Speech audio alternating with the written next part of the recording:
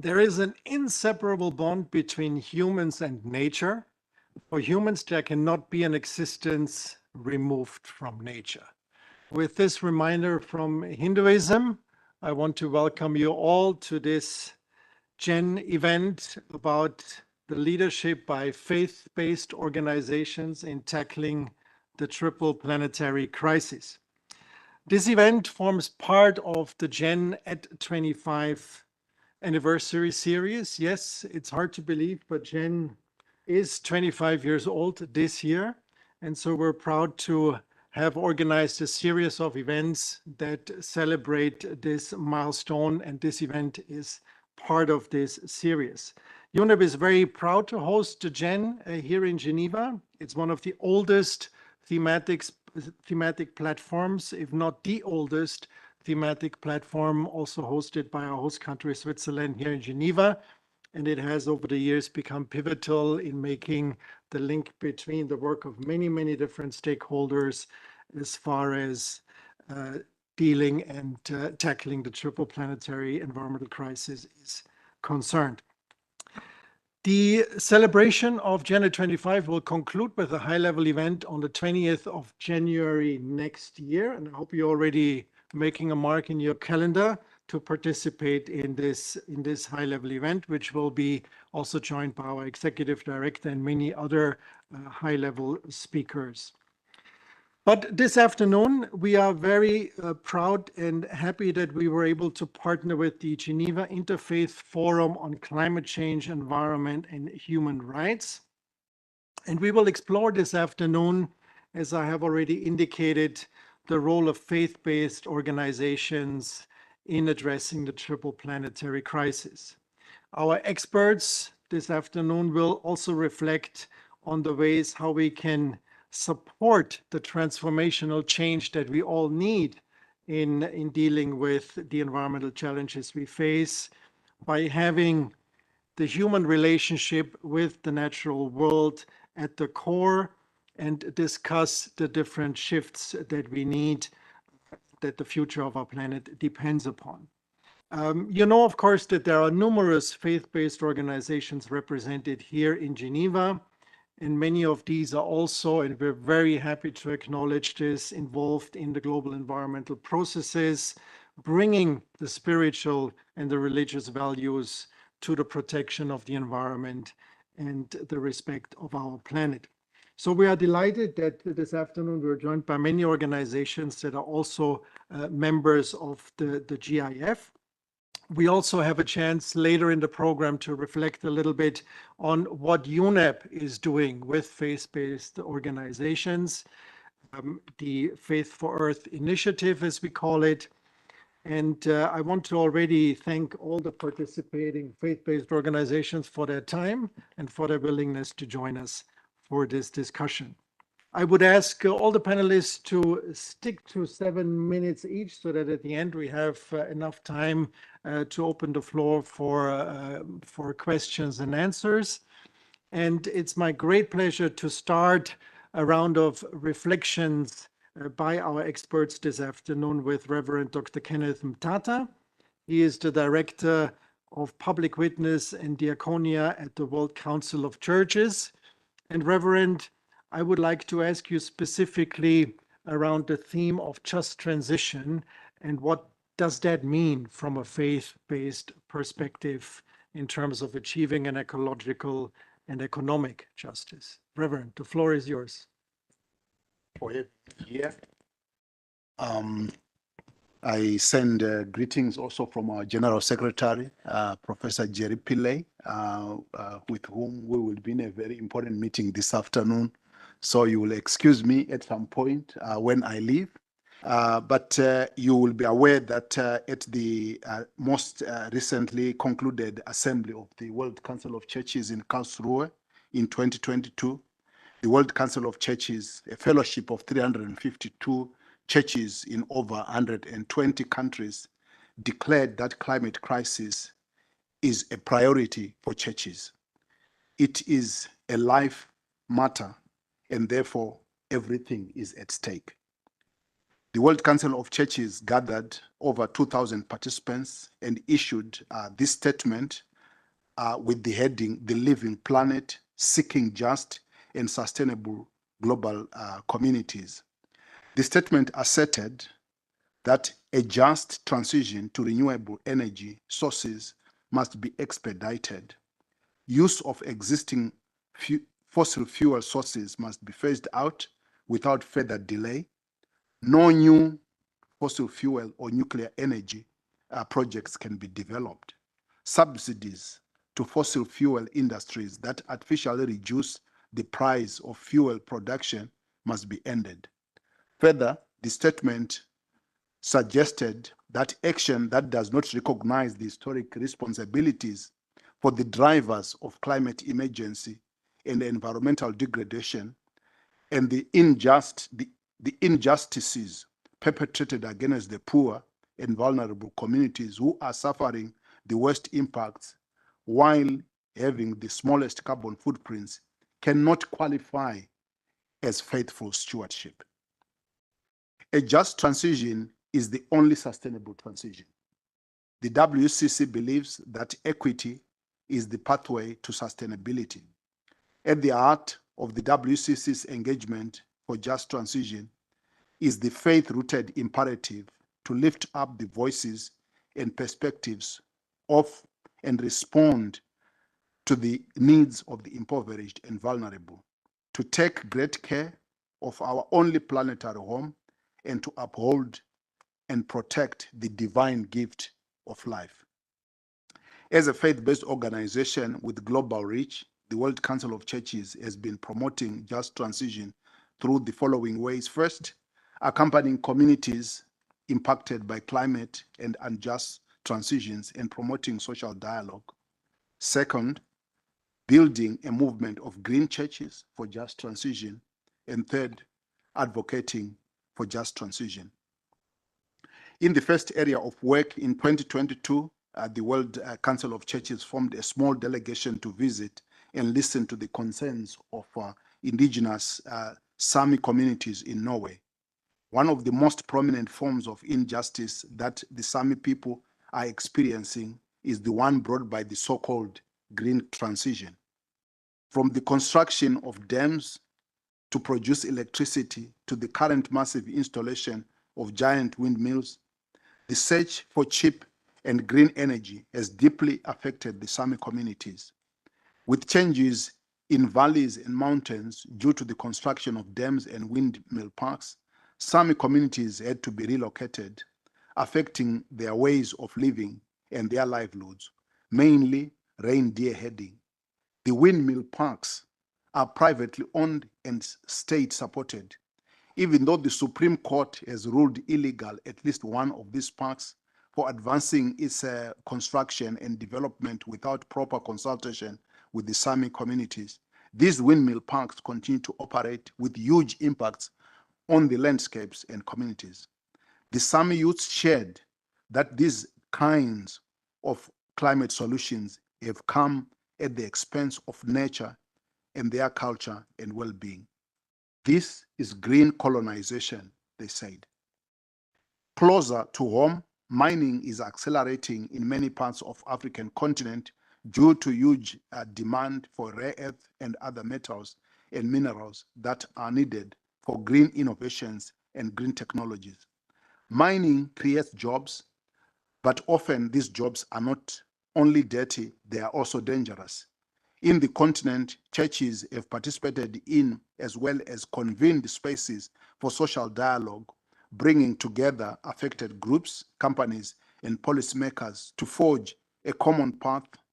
Last year, the Climate Commission in South Africa convened as a dialogue with faith leaders in the country to discuss a transition for the country.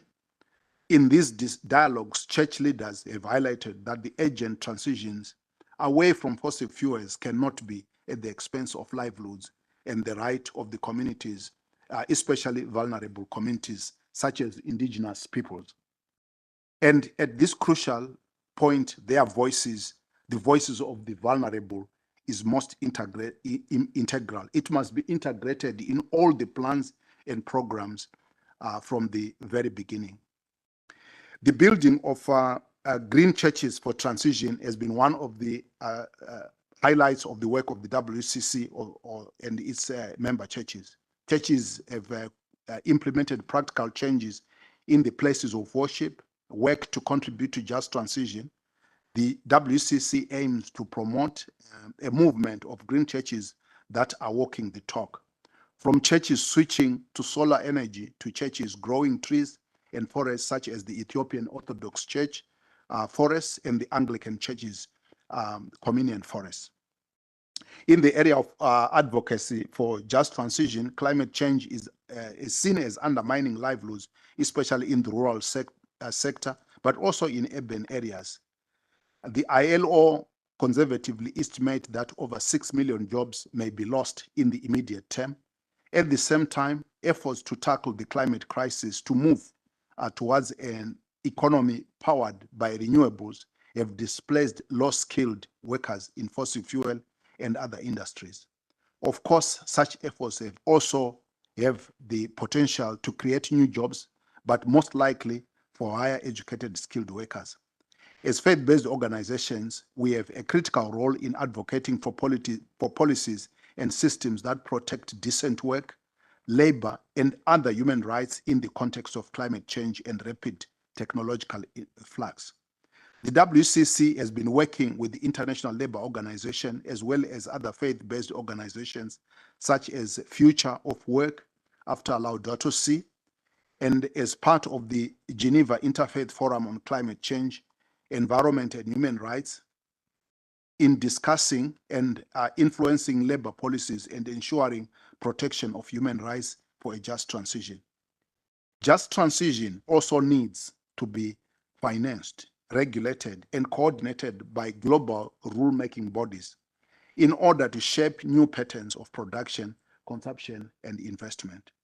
The WCC has therefore advocated for global tax justice through its Zacchaeus tax and debt cancellation to free up and mobilize critical resources for a just transition. In letters addressed to the G20, the WCC and other ecumenical partners have called for the implementation of progressive wealth and carbon and other pollution taxes to curb the emissions of corporations and affluent sectors, to finance a just transition to zero carbon economies, and to pay for the cost of climate change mitigation, adaptation, and loss and damage in income poor and climate vulnerable countries. To conclude, the climate and broader planetary emergence represent existential challenge for our generation. It is rooted in a structural impulse to maximize short-term financial gain, an extractive model of development fixated on limitless economic expansion, and a conception of humans as superior to nature, and some humans as superior to other humans on account of gender or race and other configurations. At core, just transitions entail deep-seated transformation of economic systems. Faith has a vital role in envisioning a different economic model that is founded on relentless wealth accumulation, in redefining wealth to mean the health, well-being, and happiness of humanity and ecological communities, and in reshaping relationships among humans, but also between humans and the rest of created order, understanding that we are all interconnected in the web of life, seeing the divine in these relationships and holding these relationships reverent. Thank you very much for this opportunity to share our.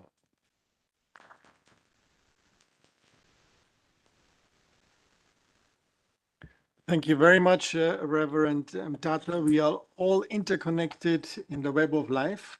And thank you for sharing the perspectives of the World Council of Churches in terms of the different elements, I guess, what a just transition means and should mean. And also, I think you've hinted at the different roles that faith-based organizations can play in amplifying certain voices, but also, as you have said very clearly, walk the talk.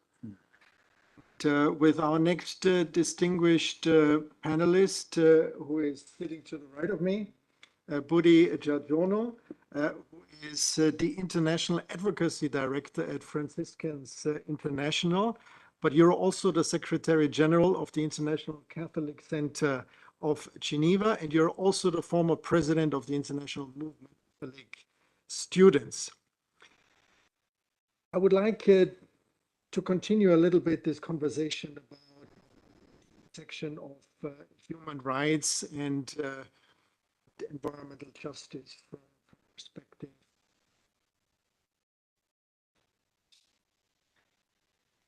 Thank you very much. First of all, I would like to congratulate for the 25th anniversary of GEN, and appreciate the work that GEN has been really doing for us here in Geneva, but I think it is also beyond Geneva.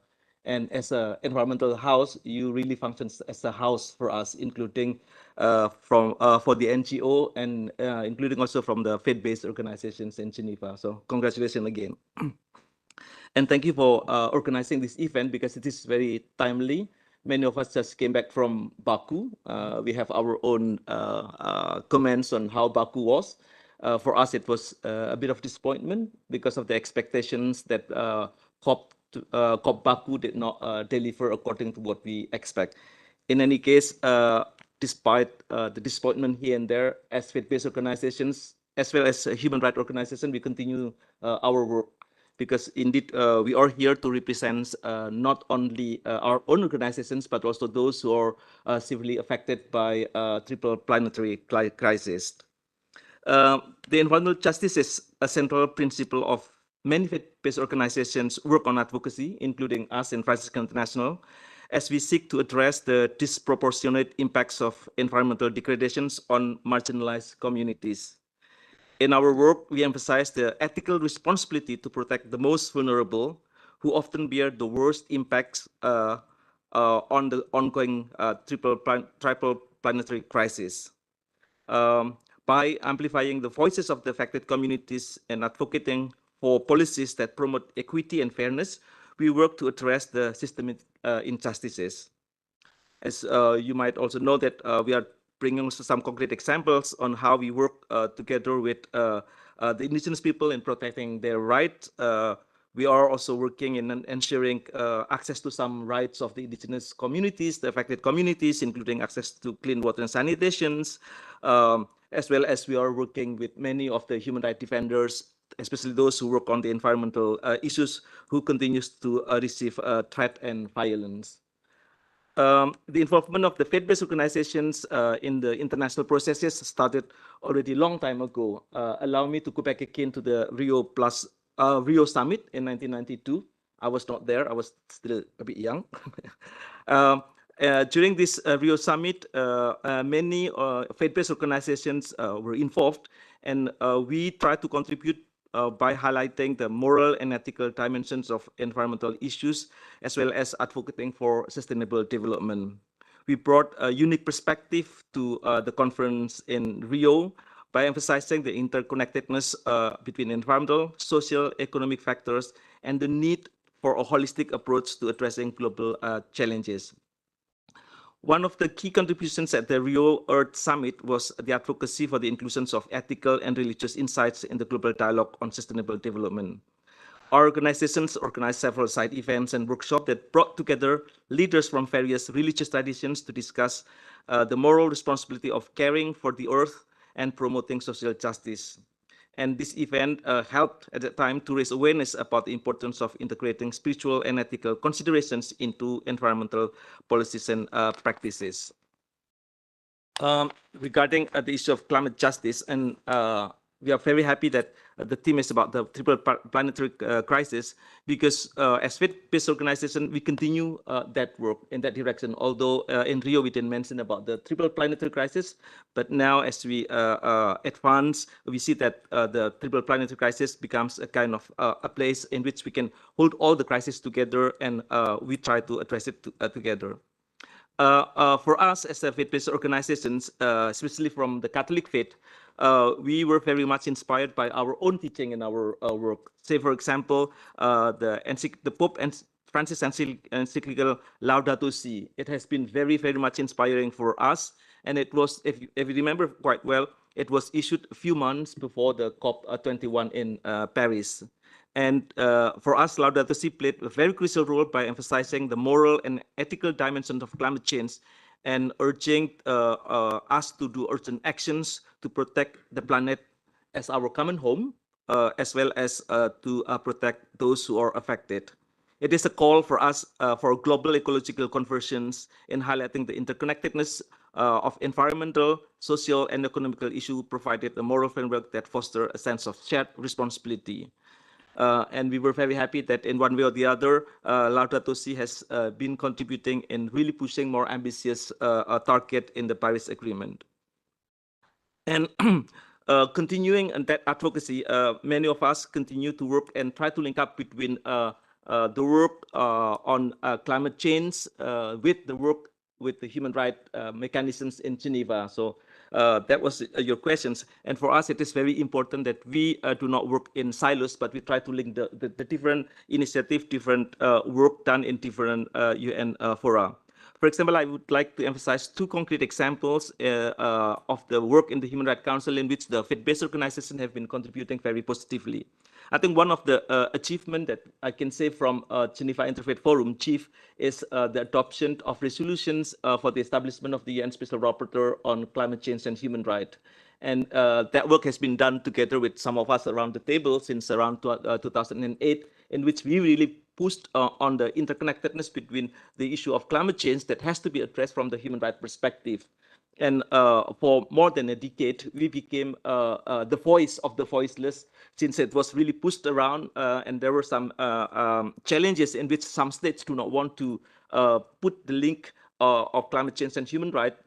They did not want to see the issue of impact of climate change from the human rights perspective. However, finally in 2021, the Human Rights Council adopted the resolutions for the establishment of the Special Rapporteur on Human Rights and Climate Change, and we continue to work on that issue together with the current Special Rapporteur.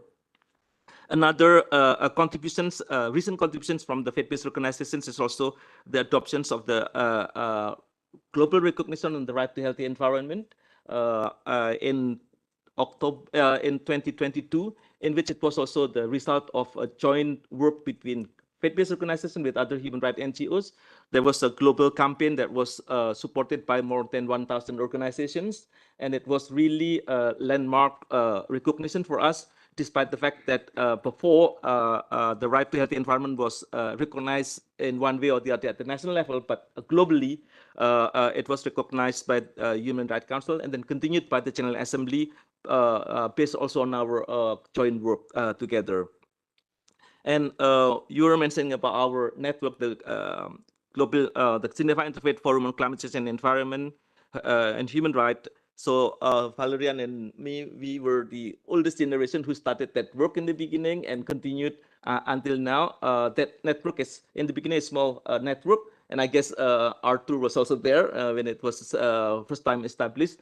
So I think one of the key issues for us is that we as faith-based organizations, we have the perseverance.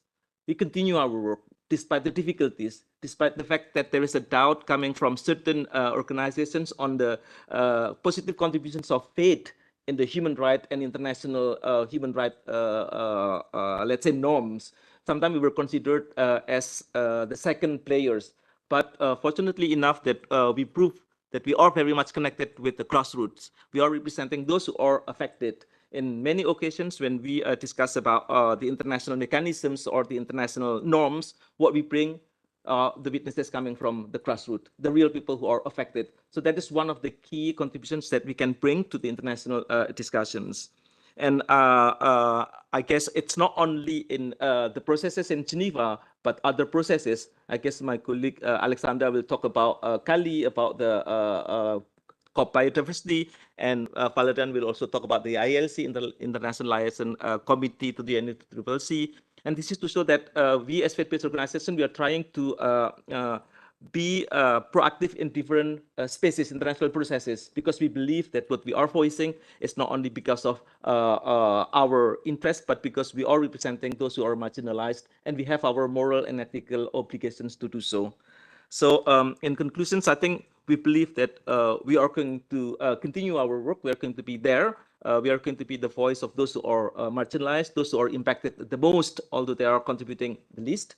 And we believe that our contribution can really advance in addressing the triple planetary crisis. Thank you very much. Thank you very much, Budi Tjadjono. I think you've highlighted very clearly what the successes are that you can achieve as faith-based organization, making sure these voices of the marginalized and the heard. You've mentioned the right to a clean and healthy environment, right? You also mentioned that this is not an issue that is new to faith-based organizations. You mentioned Rio 1992, but probably we have to go back far longer. Right? I mentioned at the beginning this quote from Hinduism. You can find similar quotes in all other faiths as well, right? And maybe this environmental crisis we face is also an expression of humanity somewhat having lost this connection, this spiritual connection between us and nature. You mentioned Kali, you mentioned biodiversity.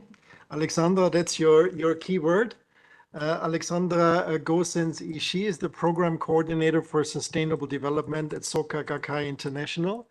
We've talked a lot, or we talk a lot when we talk about the triple planetary crisis about climate change. But there are two other crises that form this triple planetary crisis. One is biodiversity, including nature and land loss, and the other one is pollution. And you have worked specifically on the role of faith-based organizations in implementing the Kunming-Montreal biodiversity framework, making sure that these global goals get down to the local and community level. What can you tell us about lessons learned, messages from your work in this regard? Thank you very much. Hello, everyone. So I'm also adding my thanks to the GEN in general for all the support. It's been really extremely useful, and we've seen how it's really helped disseminate many important conversations. And in the work on biodiversity, we've received also really great support from the Geneva Environment Network. So congratulations on 25th anniversary, and thank you very much. For the work on biodiversity, I wanted to share about the coalition of faith-based organization that is called Faith for Biodiversity Coalition, that has been working since before the adoption of the Kunming-Montreal Global Biodiversity Framework, so in the lead-up, and then has consistently worked now on disseminating around the implementation of the KMGBF, and also continuing to advocate during COP16 and in the process itself. Actually, the Faith for Biodiversity Coalition published a report that we shared in Cali at COP16. You can find it on the website of the coalition. The website of the coalition is biodiversity.faith, so it's pretty easy. And then the title of the report is Uniting for Nature. And that report really shows implementation. So it shows about between 30 to 40 examples and cases of various faith-based organizations that have implemented various aspects. Well, some of the activities were already happening before, but it with this special focus on biodiversity and implementing the Kunming-Montreal Global Biodiversity Framework. So I think in some of the examples that Reverend Tata already shared, we find in the report as well. So around, for instance, the protecting and using the temples of churches, grounds for enhancing biodiversity. So we have really seen an increasing activities around that. I would say like the awareness was maybe there, but like there is like groups inspiring each other. And so it's really growing in that way. We have seen also a lot of education and awareness raising activities. So in a lot of the cases in the report, you can see how many faith groups are engaging in a lot of environmental education activities. Some of the groups, it will really be also linked to their teachings. Some of the groups, it will be very much linked to the regions where they are, and they really use the opportunities and the reach of the schools or informal teachings to increase awareness and education around environment and biodiversity. There are a lot of initiatives as well that are locally led: agroforestry, permaculture, organic farming. And so in the report, you see various examples of various groups really engaging in implementing and restoring biodiversity. There is also, I think, some groups that show really great practices around sustainable consumption. And so this is also linked to water management, ethical consumption, and species protection. And in terms of advocacy, so within the COP process itself, I think one of the great things that we've seen of the faith groups that they are we're trying to do is from an advocacy piece, I think supporting rights-based approaches has been really very strong with faith groups. And in that way, I think we've been very clear about supporting the key asks and demand of the Indigenous Peoples Caucus. And I think this in itself as well contributes to playing a role sometimes to restore a relationship that in the past might not have been an easy one. So it's been really supporting rights-based approaches in the next steps of how the KMGBF is now being implemented and reviewed in through the COP process, supporting really the Indigenous peoples' key demands, and also being a bridge, kind of having a role of a bridge, because faith-based organizations, the ones who are engaging in the biodiversity space, are very diverse. They have people who will be part of the Women's Caucus, people who will be actually Indigenous people who will be youth. There will be people who are even from the private sector. It's very broad. And so we've seen that faith groups have also this potential to be bridge builders, actively bridge building.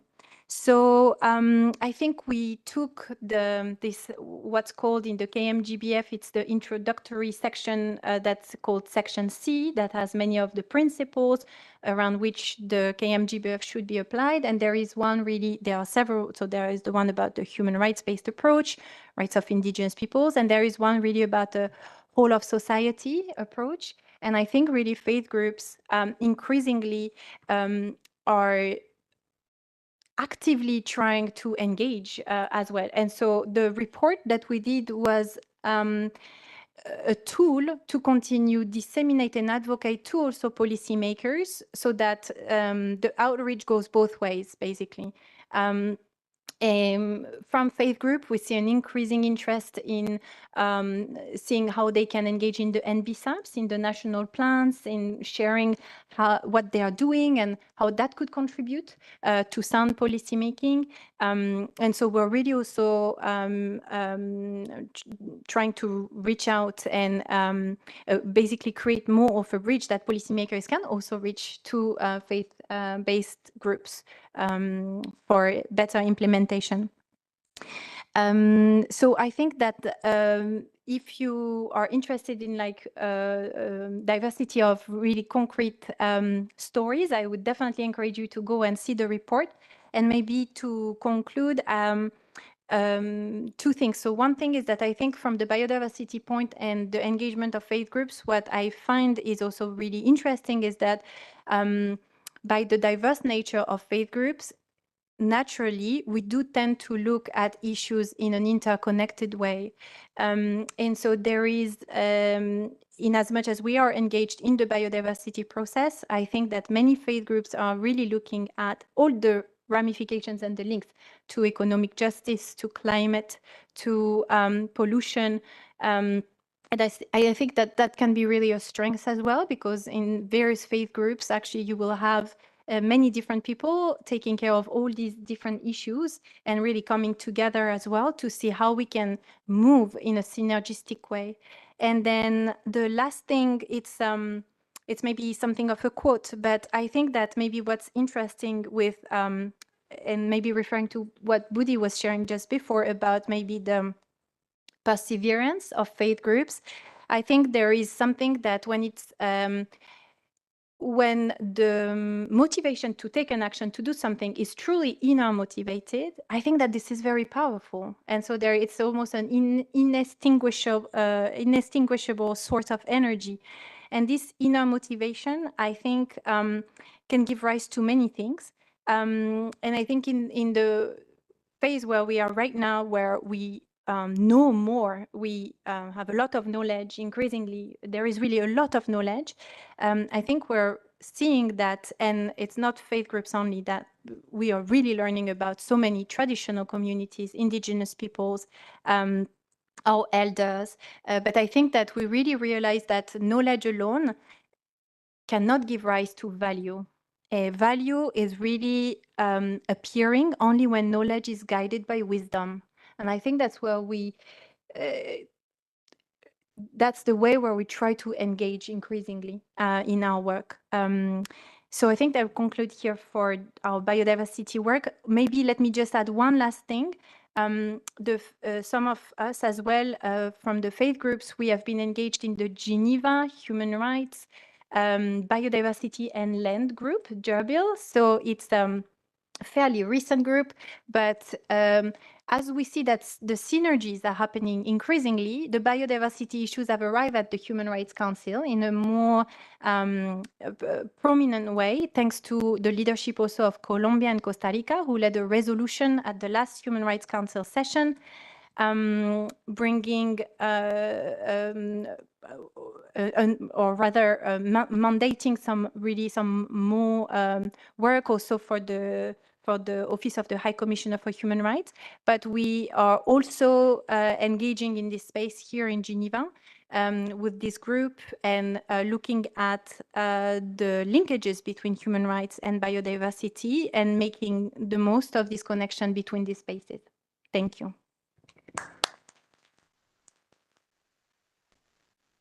Thank you very much, Alexandra, for these perspectives on biodiversity in particular. I think you've demonstrated how faith groups can be a bridge builder in implementing solutions on the triple planetary crisis, and also, as you said at the end, perhaps infuse these solutions with value and wisdom, which is maybe a unique role that that faith-based organizations can provide. And you've also hinted at the fact that the faith groups within and among themselves are increasingly exchanging, liaising to make sure that at the international level, from environment to human, these aspects are included. And Valeriane Bernard is the Brahma Kumaris representative to the Geneva. Budi has already mentioned the Interfaith Liaison Committee on climate justice. So please do tell us a little bit more. Good afternoon to all of you. And I would like to join with my colleagues to offer you my best wishes to the Gen and our thanks, really, because in a sense, you are a powerful leg for our work to go on, and it's dear to us. So you are like a big brother with big shoulders. So thank you for harvesting us as soon as very often, actually. So yes, actually, I have been in Rio. So when he said he was too young, I thought, oh, maybe I'm too old. So I was in Rio, and I was in Cali just now, and I was also in Azerbaijan just now. And yes, I agree with my colleagues. The interconnection is so important because the way we have been working, has been specializing, which is a very good thing to do, because when you specialize, you make efforts, you analyze, you study, you understand. But as my colleagues were saying, Alexandra just now, when you look at the world from a faith lens, you cannot just look at one thing.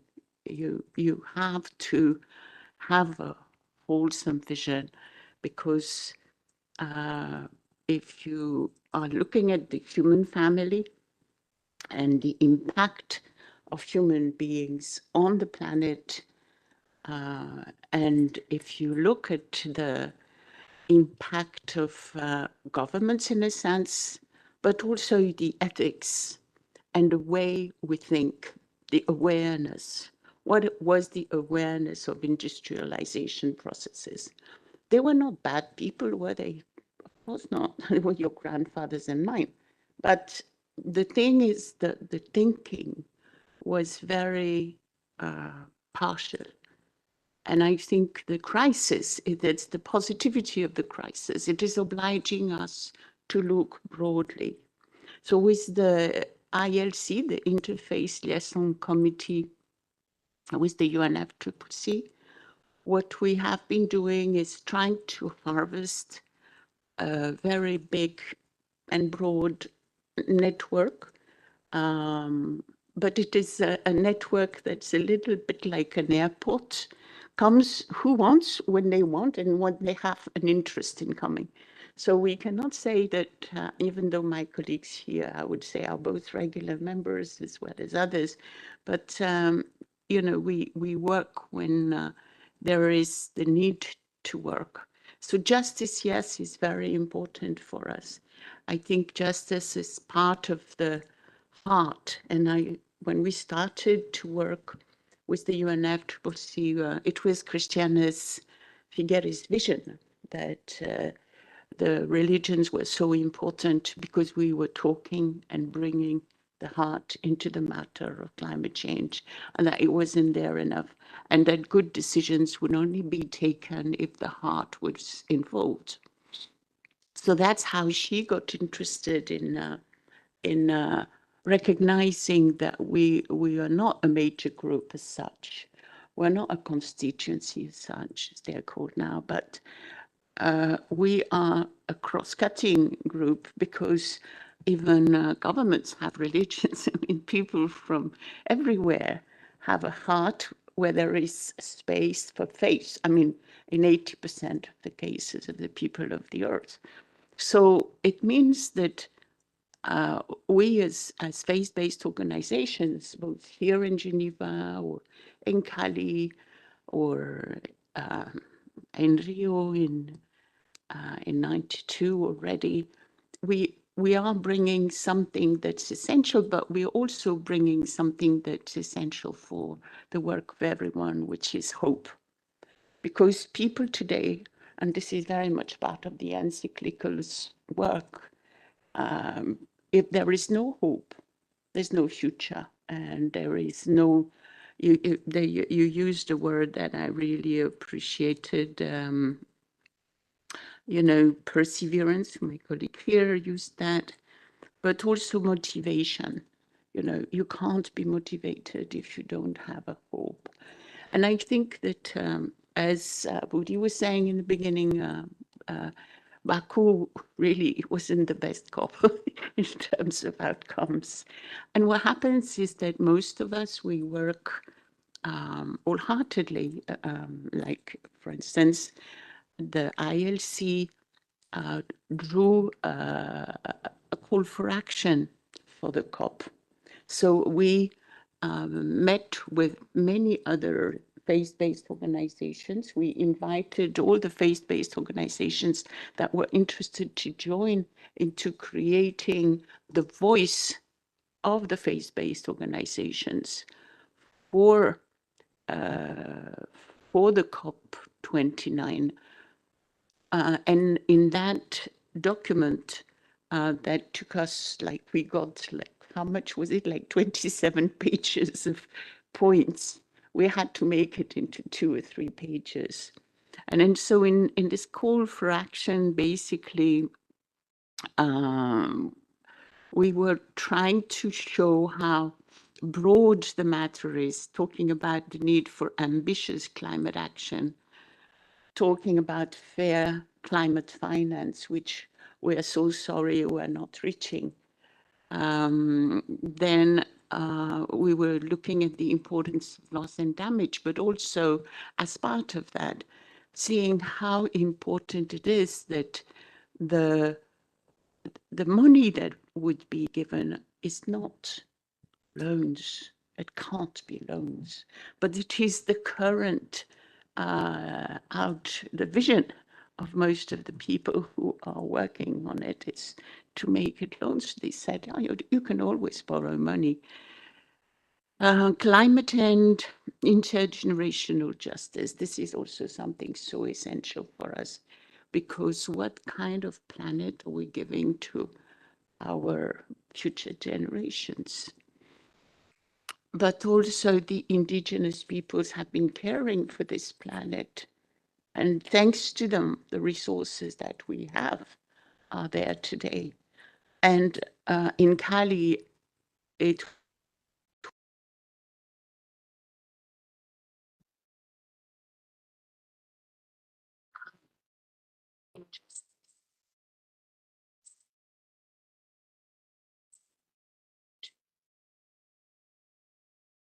not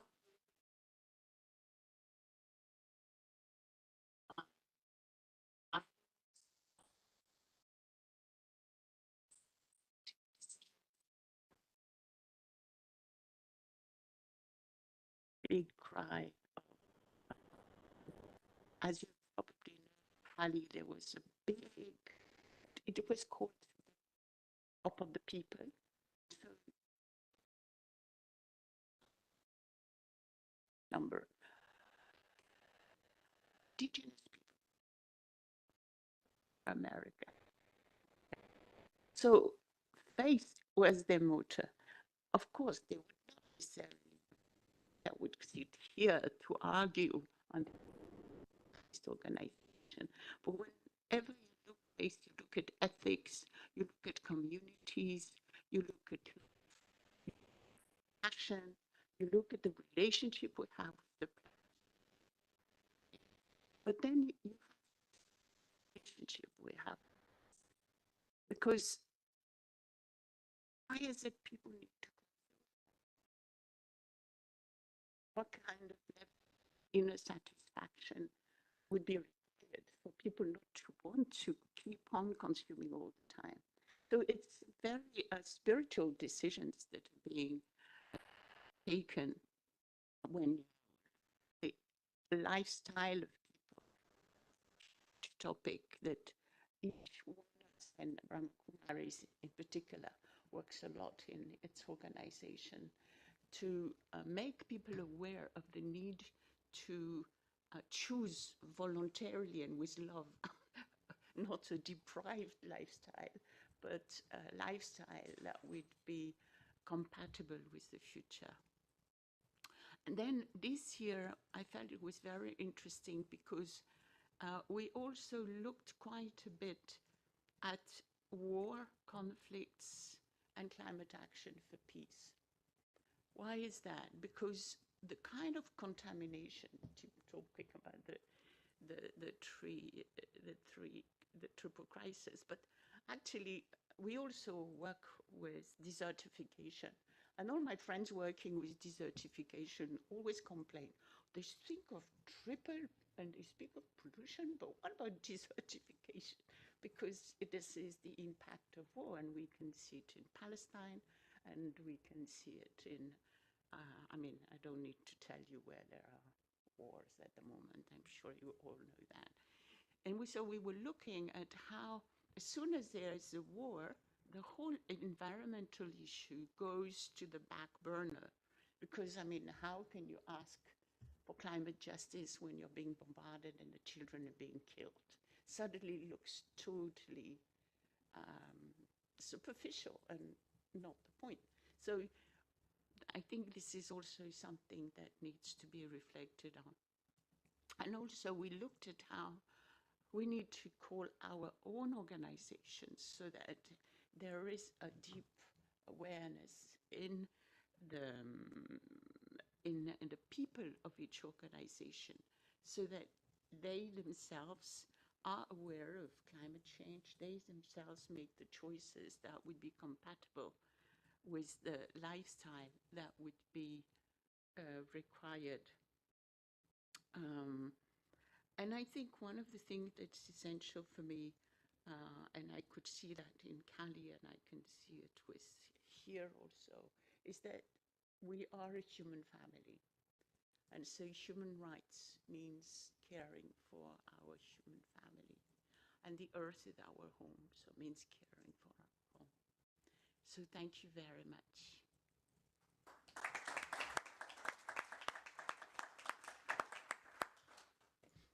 Thank you very much, Valerian Bernard, for sharing this perspective with us.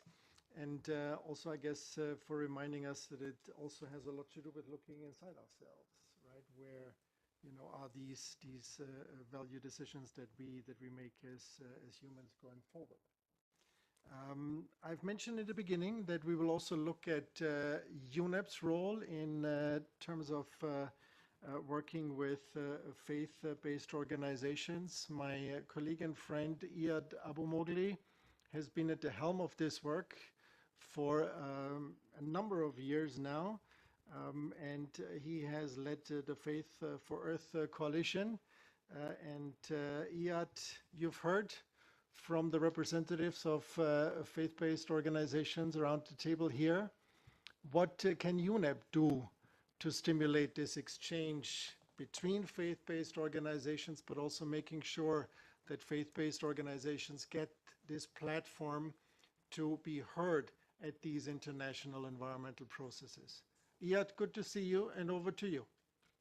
Good to see you too, Arnold, and thank you for the introduction, and thanks to my dear friends and colleagues who are with you. I've met most of them, and recently in Baku.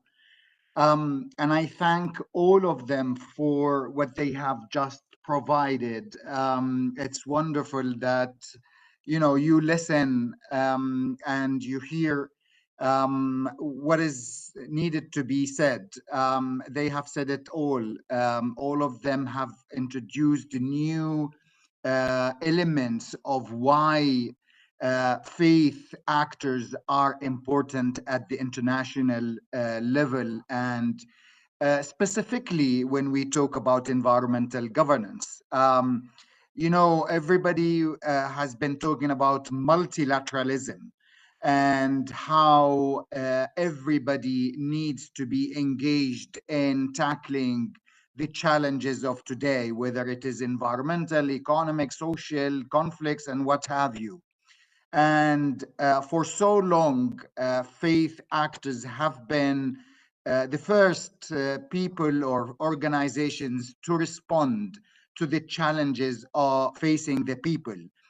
You would see faith organizations going to where disasters are, even before governments.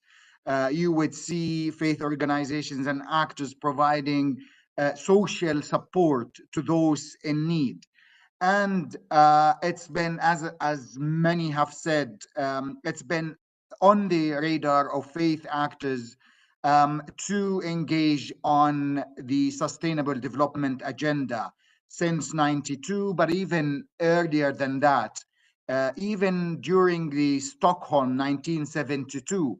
And if you go back to the Stockholm Declaration, the first paragraph says that we have a responsibility, a spiritual responsibility towards our earth and living in harmony with nature. But unfortunately, since Stockholm 1972, nothing much has been done on that connection, the spiritual connection between people and nature.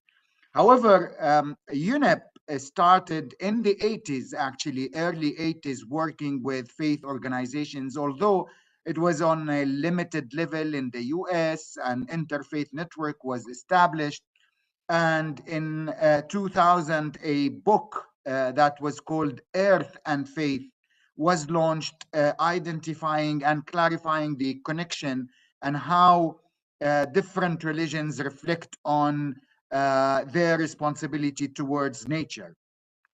So looking after the adoption of the Sustainable Development Goals and everybody's demand that all hands need to be on the deck and to work together, UNEP has realized that even within our constituency, our observer members of the United Nations Environment Assembly, we had only a couple of organizations, probably Brahma Kumar is one of the first ones, and Sinus one or more. But that was not enough to drive the agenda and the perspectives of faith actors towards being effectively engaged in intergovernmental fora, specifically on environmental governance and rule of law and environmental policy. Therefore, in 2017, we established, first we came up with a strategy for engagement with faith organizations, building on their existing powers, the powers of convincing, the powers of convening, but also the powers of owning tremendous assets that can and have been try to be greened into contributing to sustainability. And of course, connecting those powers of faith organizations with the power of science and the power of policy that drives the behavior of the people. There's not better than the internal convictions, internal value system, and ethical approaches and attitudes towards changing our unsustainable patterns of consumption and production. So it was necessary to introduce that constituency into the work of UNEP. And I am proud today to say that we have 95 accredited faith-based organizations today working hand in hand with policymakers to make a change and to address all the issues that we are facing. You have been mentioning the triple planetary crises, pollution, climate change, and biodiversity, but they are, as you all mentioned, they are all interconnected, not only among the or between the issues, environmental issues, but also with people, between people and nature.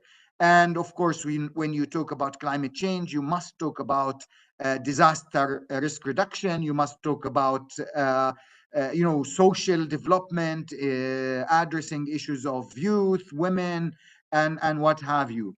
And this is why the Faith for Earth coalition was created, mainly to empower or engage faith actors, faith leaders in the dialogue with policymakers in addressing the decisions and resolutions on environmental issues. And second, we found together with our brothers and sisters and partners that there is some sort of religious illiteracy when we talk about climate change and its causes and its impacts, about biodiversity and our role, how religions reflect on those, about pollution and all the other matters. So we have been working with partners to produce. Currently, I'm proud to say that we have more than 40 publications addressing almost all the contemporary environmental issues from a faith perspective. And we are insisting that There are so many religions out there, and we need to include and be inclusive in including all of them. Of course, we cannot get to more than 2,500 or more religions, but we are addressing the major religions in terms of their number of adherents. So we have been working with more than 15 in some cases. In some of our meetings, we have invited and got to celebrate the participation of more than 90 congregations of different aspects and different sects of different religions. And finally, the Faith for Earth initiative found 5 areas where we needed to engage more and better with faith organizations. The first one is leadership. Leadership makes a huge change and more effective. So we created the Council of High-Level Faith Leaders, and you have seen our approaches in holding the high-level summits. We started with the Vatican COP26, and then COP28, and then COP29, when we had, prior to the COPs, summits or with hundreds and hundreds of faith leaders. The second issue is the intergenerational issue. And this is why we created the Youth Council of the Faith for Earth Coalition. And currently we have more than 35 members working relentlessly on advocacy issues and bringing the perspectives of young people. And then the third one is the impacts of the crises, whether climate, biodiversity, or pollution, on women and young girls, and bringing in the gender perspectives. And this is why we created, and we have a council of high-level women faith leaders, and to put them at par with the men or hierarchical system of religions. And they serve as an advisory board for us to include the gender perspectives in the work of the coalition. And 4 is the power of science. And this is why we created the Science, Faith, or Religion Science Consortium, where we are trying to bridge the understanding or misunderstanding between religions and sciences, and to highlight the commonalities between them all. The IPCC, for example, reports present scientific facts that are needed for the religious leaders to rely on, and certainly Laudato Deum of Pope Francis uses many of the scientific facts of the IPCC report. But also the scientists require the religious perspectives, and how religious actors and religions in general see the connection between faith, between people and nature. And finally, because we grew up and the momentum, the movement of religion and ecology has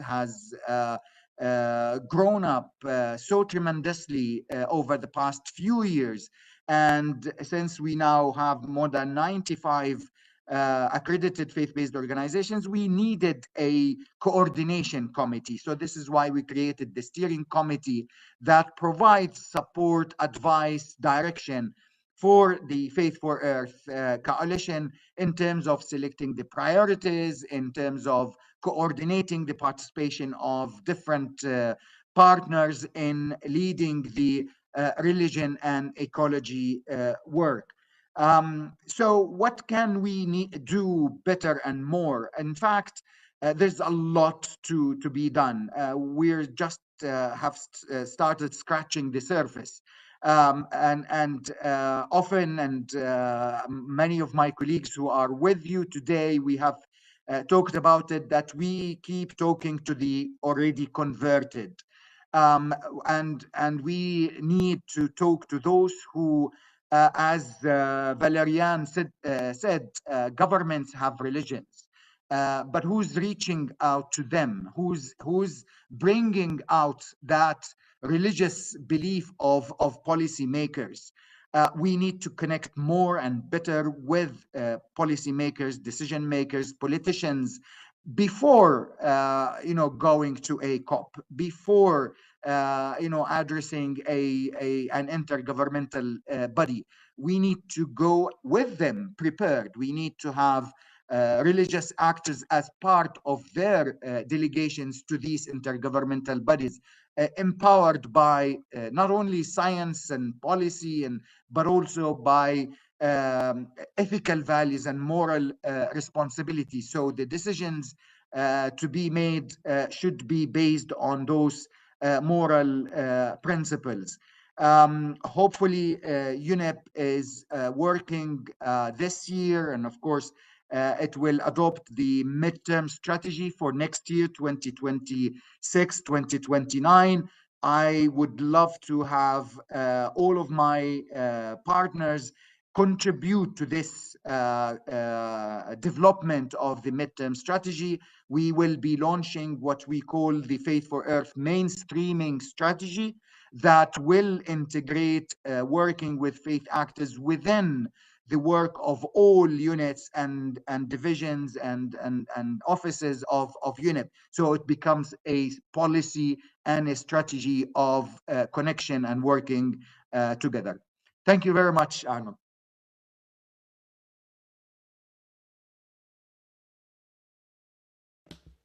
Thank you very much, Iyad, and congratulations on all this work. I know you're doing it with a very small team, and it's great to hear that the number of co-opting organizations is now at 95. But you also mentioned how important it is that we are inclusive and we reach as many religions, as many faiths as possible. And of course, when we were working together, I know that one key objective of yours was to really also bring this initiative to the Muslim world. And so it's my great pleasure to welcome Yasemin Eren to this discussion, who's the counsel at the Organization of Islamic Cooperation. And Yasemin, you have agreed to reflect a little bit on what you've heard this afternoon. Obviously, you present a very big religion. Very much keen to hear what you're taking away from this discussion so far. Floor is yours. Thank you. I will also talk about what OIC does as a group. So, well, distinguished delegates, fellow panelists, I'm honored to address this panel on a topic of profound importance to humanity, our shared responsibility to address the environmental challenges of our time. The climate crisis, biodiversity loss, and pollution have brought humanity to a critical juncture, demanding action that is both urgent and transformative. The OIC Environment Report 2023 reveals a stark reality. OIC member states, home to over a quarter of the world's population, are disproportionately affected by climate change. Rising temperatures, desertification, water scarcity, and extreme weather events are not merely environmental issues, they are fundamental human rights concerns, threatening the right to life, health, food, water, and a healthy environment for millions. This crisis places immense strain on livelihoods, security, and stability, challenging the resilience of our nations. Despite their vulnerability, OIC countries possess unique capacities to drive sustainable solutions. Many are endowed with abundant renewable energy, rich biodiversity, and a profound cultural and spiritual heritage that can inspire global action. Faith actors have long provided moral and ethical guidance, demonstrating impactful leadership in addressing these challenges. Islamic teachings, for example, emphasize the just and sustainable use of natural resources, highlighting our collective responsibility as stewards of the earth. Across all faiths, these principles urge humanity to live in harmony with the environment and act to protect our planet. The OIC recently participated in the Global Summit of Religious Leaders as part of COP29 in Baku, highlighting how they can serve as catalysts for raising awareness and fostering understanding of the climate crisis. As our Assistant Secretary General for Science and Technology, Ambassador Koer Aftab noted, aligning scientific insights with spiritual wisdom creates a powerful foundation for collective action. Religious leaders have demonstrated their impact by promoting sustainable practices like energy efficiency, agriculture, and water conservation. They also play a vital role in rebuilding trusts in fractured societies. In the domain of health, for example, the OIC created a platform for religious leaders, successfully combating the negative perceptions surrounding polio vaccination campaigns in Pakistan and Afghanistan. This illustrates the potential of faith actors to drive progress in overcoming complex challenges. Yet, it is important to acknowledge that these environmental challenges are unfolding against the backdrop of rising global conflicts and an erosion of trust. Climate change and resource scarcity can exacerbate tensions, fueling migration, instability, and violence. Conversely, conflict disrupts environmental governance, undermining our collective ability to address global issues. Tackling these interconnecting challenges requires renewed trust building and robust international cooperation. The OIC and its specialized institutions are at the forefront of these efforts. The Islamic World Educational, Scientific and Cultural Organization, ISESCO, for example, has taken innovative steps to merge technology, heritage, and sustainability. At COP29, ISESCO's pavilion hosted discussions on global climate finance mechanisms, small-scale renewable energy projects, and strategies to safeguard cultural heritage from climate change. It also launched a water sustainability collaboration platform leveraging Earth observation technologies and data analytics to monitor water resources. ISESCO is also part of the core team of Al Mizan, chaired by Faith for Earth, the Covenant for Earth that outlines the Islamic perspective on ecological responsibility. Similarly, the Islamic Development Bank continues to fund initiatives supporting sustainable development and climate resilience across the OIC region. Ultimately, I believe that our task is not just technical, but profoundly human. Rebuilding trust requires addressing the root causes of inequality, exclusion, and injustice, and fostering transparency and accountability. So we must also rekindle humanity's connection with nature, understanding that environmental degradation and social fragmentation are intertwined. Finally, as also Ms. Bernard referred to, I would like to conclude by referencing the ongoing genocide in the occupied Palestinian territories and the environmental devastation caused in Gaza, as highlighted by the UNEP preliminary assessment report. The intensive bombardment by Israel has led to unprecedented destruction in terms of infrastructure, productive assets, and service delivery, generating over 39 million tons of debris, some of which are contaminated with unexploded ordnance and hazardous substances. UNCTAD estimates that it could take 14 years of work to remove the debris, even in a highly optimistic case scenario. Gaza exemplifies how conflict exacerbates the environmental crisis. It reminds us of the urgent need for international cooperation, not only to address environmental damage, but also to rebuild trust and ensure peace. As we know, environmental sustainability and peace are inextricably linked. As OCHA also launched its global humanitarian overview for 2025, stating that 305 million people will require humanitarian assistance next year due to two man-made culprits. One is conflict, and the second is climate emergency. Thank you. That's what I'm going to say.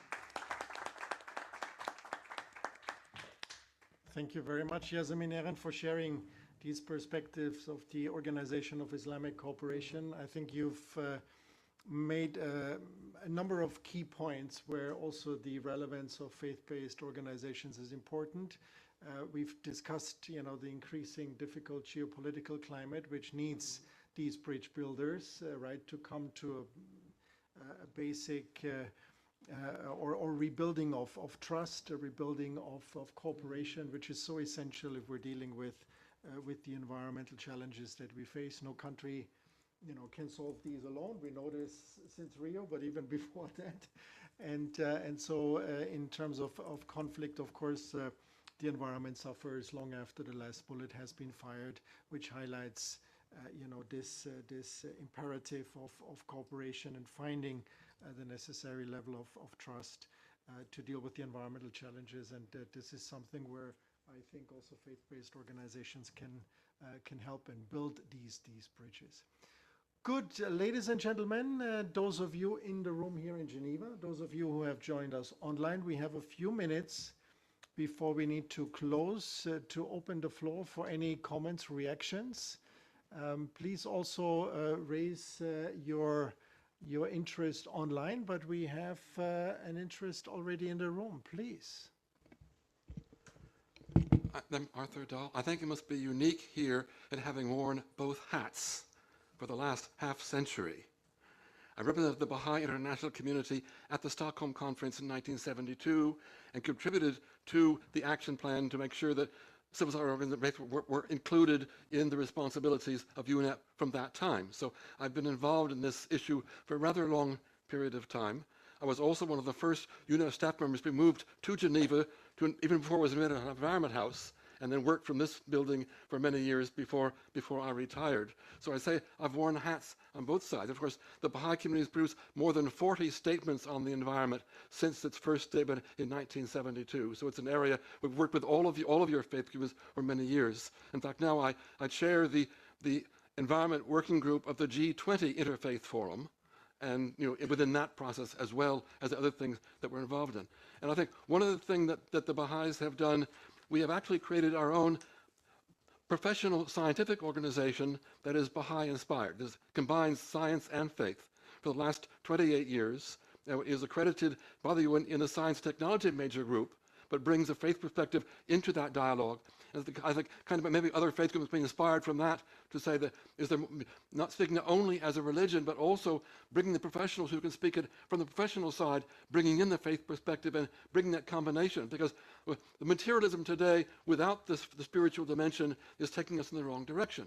We need to say, from all our perspectives, how do we bring together those perspectives to build a better world for the coming ahead? And how do we build that trust? How do we rebuild the sense of humanity that will go beyond the system that has become so trapped in its institutions of greed, including the corporate structures, the economy, all looking at material side of things, that we're still struggling to turn the corner because we have not been bring the ethical dimension enough into the way institutions work today. That's the challenge we face going ahead, and I'm glad to see the work going on here and among the faith groups taking this forward, because I'm not going to last forever and ever. As I say, I've been involved more than 50 years in this, but we do need to do everything possible to turn the corner and create a momentum among all of our faith traditions to build a better world for the future, because we need it very desperately, what we're doing. Thank you. Thank you very much, Arthur. And indeed, you've worn many, many hats. And so great that you share your perspectives with us as well. And also the perspectives I think you shared from the Baha'i, in terms of integrating science and faith. I think that's also a very important comment that you made. I wrote the policy paper for UNEP before faith was created, on how UNEP could cooperate better with faith organizations. So from one side or the other, I've been working for a long time to get this kind of thing we're celebrating here today. Thank you. Great. Any more comments, requests for the floor in the room? Cameroon, please.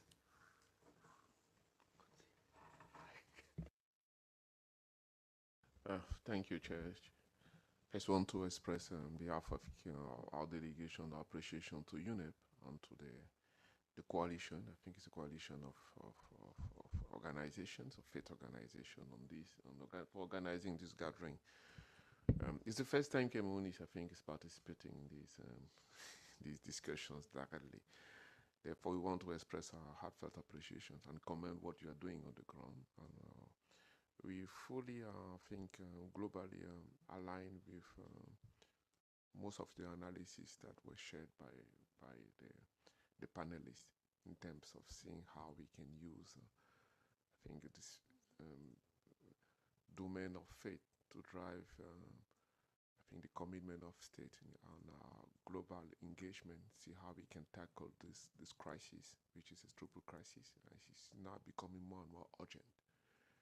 But on our side, we think what is best to do at this stage is to see how we can move from awareness to actions. This is what is mostly demanding on our side. Therefore, our delegation is open. We are very open to discuss with the coalitions to see what actions and how we can better cooperate to see how we can strengthen. I think the global platform when it comes to the partnership in terms of addressing environmental issues, but how we can move it from this platform to actions on the fields, and how common can tap into the resources in terms of intellectual resources and opportunities that may exist across the board, and therefore move its agenda and its public policies on the ground. So we are open, and we want to commend all the panelists and the coalitions for their tremendous work so far. Thank you. Thank you very much, Cameroon, also for your interest to working with the coalition. I hope Iyad and the colleagues have taken good note. Are there any other comments from the floor here in Geneva or online? I see two in the room, but let me quickly ask Diana if there's anybody online. No, because we're streaming on YouTube, so people don't okay, we want so people to come in person despite the busy period all of the right, year. good. But as you gave me the floor, let me just mention that the colleagues mentioned keywords such as grassroots, perseverance, human, family. And I just wanted to highlight that's really actually important keywords and really the thematics why we like to engage with you and why we work so much together. It's when we need to bring grassroots people from the grassroots. It's really through the faith-based organization that we are able to do that. Absolutely. Thanks, Diana. Madam. I'm a scientist by training, an ecologist. I have worked for about 30 to 40 years on biodiversity. And I was the scientist involved with 32 countries of the Commonwealth. And then it became International Biodiversity Program. And World Bank, UNEP have been my sort of pillars who educated me or allowed the communities to take this message. And everywhere when I started in 85, my first concern were women were missing. In every country, especially poor countries. I come from India, I am Hindu by religion. And it was very shocking that religious faiths were never embraced by any government policy of science technology in addressing environment, ecology, biodiversity issues. And I couldn't take any of scientific programs forward if they were not part of the discussion. And today, sitting here listening to all of you, I don't want to go into details, but I do realize that hope, as was mentioned, Om Shanti, I am very much part of Brahma Kumari, as like many others. And I realized that during COVID-19, when I had chance to forget my science and just see that communities on the ground were shaken, needed just an answer to not be scared of the future. And I put all my forces through this association for channeling bio-knowledge to unite human communities and just talk to each other. And I realized that religion, faith, and most of all, inner power was connecting the medical sciences. And people or governments, politics or educationists, everybody just needed one thing: when will we be free from COVID fright? And today, listening to all of you, I can assure you that if COVID was a test we were given as humanity to cope, climate change is going to be addressed positively, constructively, with resilience and determination. If just not faith organization, as everybody has mentioned, the individuals who are the innate part of this whole exercise, and of course United Nations Environment Program and many others will continue to give that. So my message is, whatever you are going to do, continue.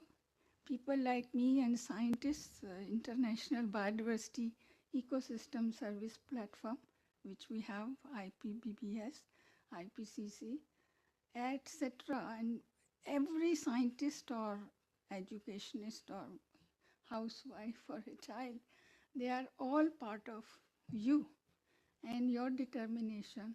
And what you said today really made me speak up and tell you that I think just hope, innovation, and prayer, of course, knowledge and wisdom will go with it, will be there, and we will face it and solve it. Thank you. Thank you very much. Also for your kind words to UNEP.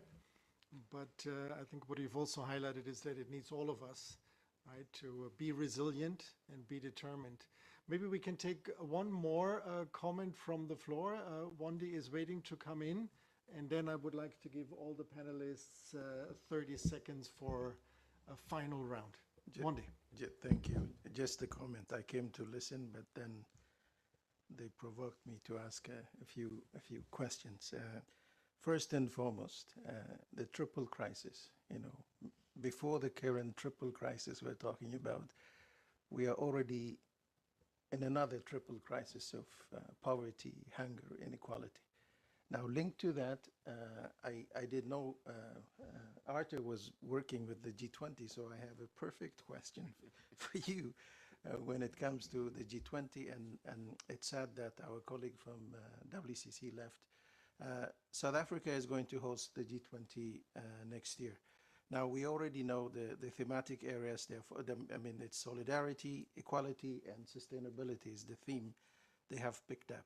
And in particular, they will look at climate action, the energy transition, and the biggest elephant in the room, the issue of deficit and liquidity challenges. And if you look at the net debt as proportion to GDP today, few countries, I start with my own country. In Ethiopia, almost it's about 35%. In Kenya, it's 70%. South Africa, the host of the G20, is almost 69%. And if you look at the Africa debt servicing, this year, the projection is about $89 billion, just debt servicing.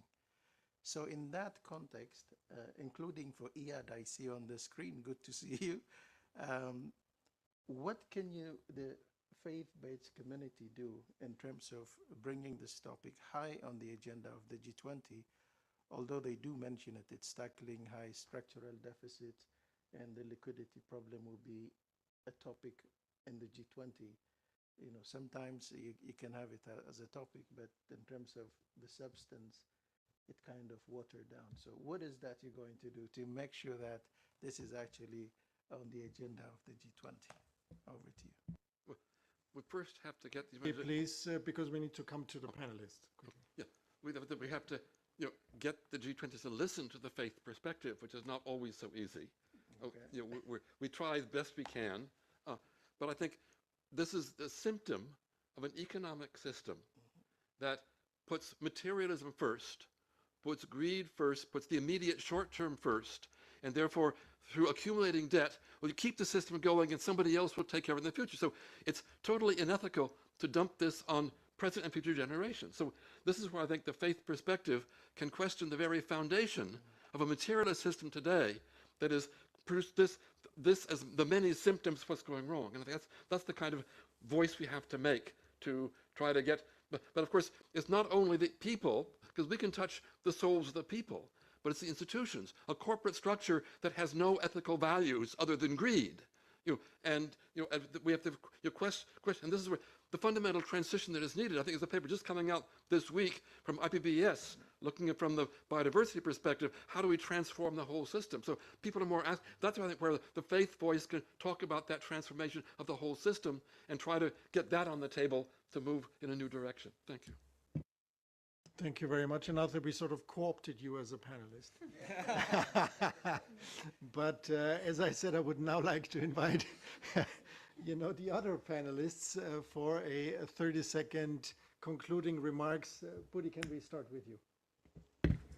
Thank you very much. One of our concern, of course, the issue of debt, economic, but also we need to remind ourselves that next year, for some of us, it's going to be also the Jubilee year. So we do have that campaign also on the Jubilee year, in which not only that there should be continuous campaign on debt cancellations, but also the ecological debt coming from the industrialized countries to the developing countries. So I think we need to continue our campaign. We need to continue to have a different narrative, and the narrative that we have now, including the narrative in which corporate capture is very much present here and there, to continue to address those key issues, and providing hopes, because I think it's very important for us. Thank you. Thank you very much. Valerian, 30 seconds. Thank you. Definitely, I agree with what my colleague just said. I think for us, we need to find a way to tackle the whole issues and get people moving together. And the way we're going to do that is something we're already thinking about.